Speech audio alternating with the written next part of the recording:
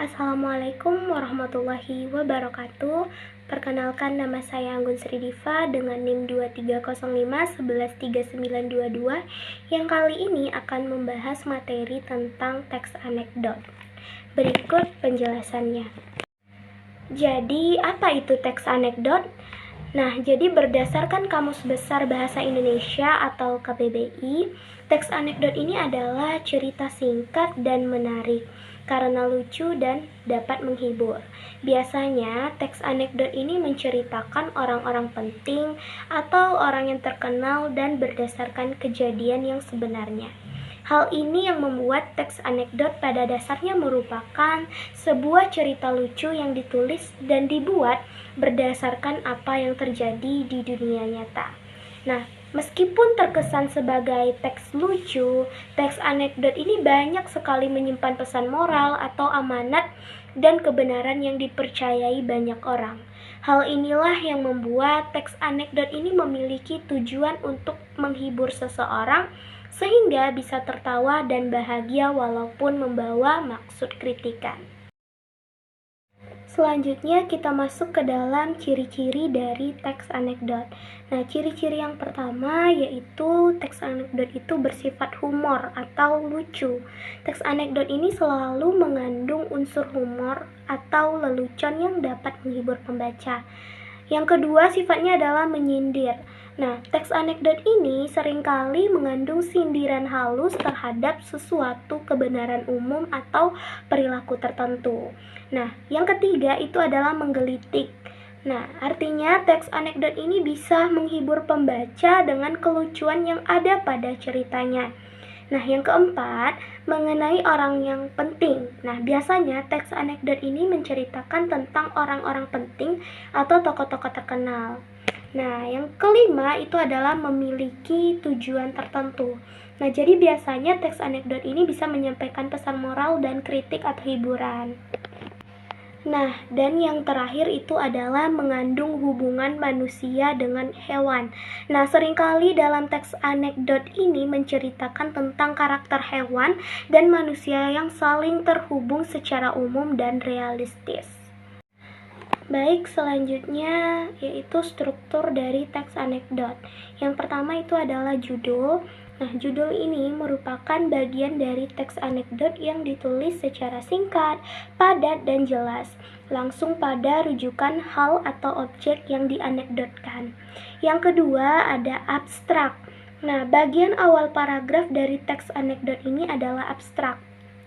Bagian ini itu berfungsi untuk menggambarkan isi dari teks secara singkat. Nah, abstrak ini dapat disebut sebagai tahap pembukaan. Dengan membaca bagian abstrak beberapa detik saja, ini dapat membantu pembaca untuk mengetahui arah teks yang penulis maksudkan. Yang ketiga yaitu orientasi. Ini merupakan bagian yang cukup krusial dalam sebuah teks anekdot, yaitu orientasi. Bagian orientasi ini menunjukkan awal kejadian cerita atau latar belakang dari peristiwa. Biasanya penulis menyampaikan dengan detail di bagian ini. Orientasi ini memiliki peran yang sangat penting sebagai penyebab dari timbulnya krisis, konflik, atau masalah utama pada teks anekdot.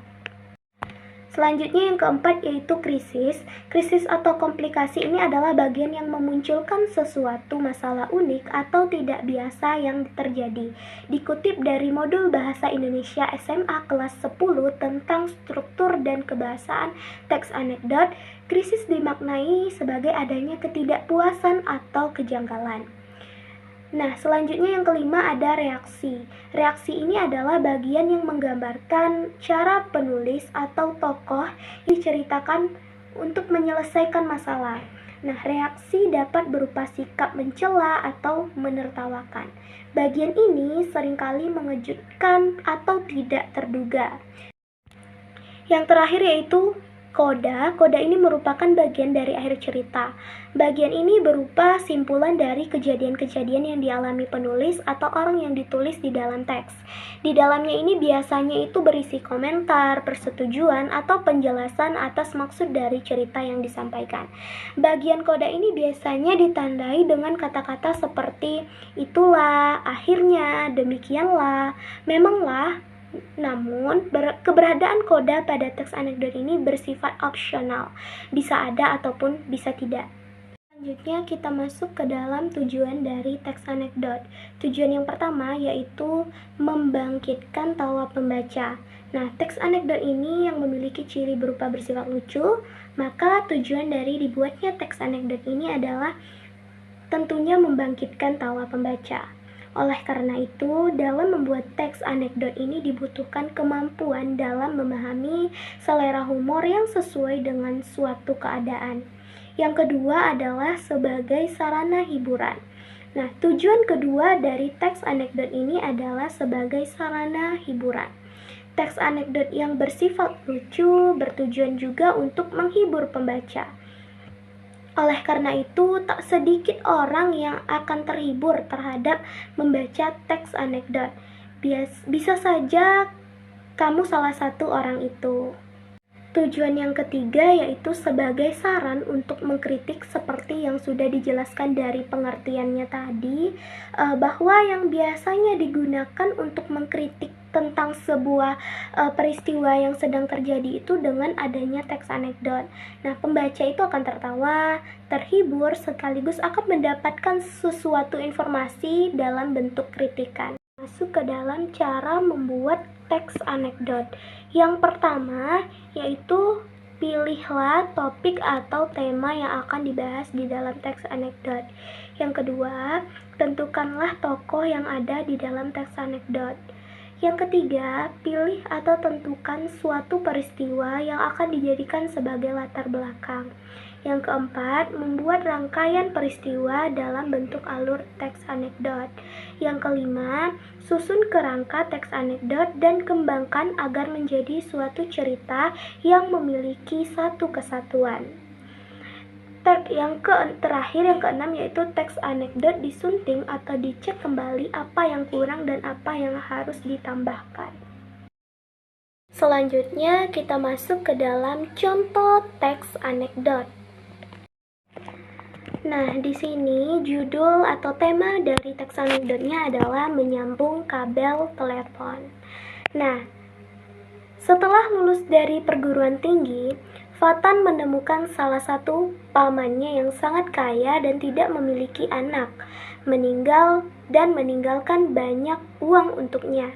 Jadi, dia memutuskan untuk mendirikan agen perumahannya sendiri. Fatan menemukan kantor yang bagus. Ia membeli beberapa perabot baru dan pindah ke sana. Ia baru berada di sana selama beberapa jam ketika dia mendengar seorang datang ke pintu kantornya. Itu pasti pelanggan pertamaku, pikir Fatan. Ia segera mengangkat telepon dan berpura-pura sangat sibuk menjawab panggilan penting dari seseorang di Jakarta Utara yang ingin membeli rumah besar dan mahal di daerah tersebut. Pria itu mengetuk pintu, masuk dan menunggu dengan sopan sampai Fatan menyelesaikan percakapannya di telepon. Kemudian pria itu berkata kepada Fatan, "Saya dari perusahaan telepon dan saya dikirim ke sini untuk menyambungkan kabel telepon Anda." Nah, dari cerita yang sudah kita baca tadi memiliki makna bahwa cerita tersebut membahas dengan jelas mengenai Fatan yang ingin menyombongkan diri dengan berpura-pura sibuk menerima telepon. Namun, petugas perusahaan telepon yang melihat Fatan tahu bahwa telepon di gedung itu tidak berfungsi. Nah, contoh teks anekdot tersebut memberi konteks siapa itu Fatan dan apa yang sedang dia lakukan, sehingga pembaca ini dapat memahami makna ceritanya. Hal yang bisa kami pelajari dari cerita ini adalah untuk tidak berusaha sombong dan mengetahui situasi yang kamu hadapi. Baik, sekian penyampaian materi mengenai teks anekdot dari saya. Mohon maaf atas segala kesalahan kata dan kekurangan. Terima kasih. Wassalamualaikum warahmatullahi wabarakatuh.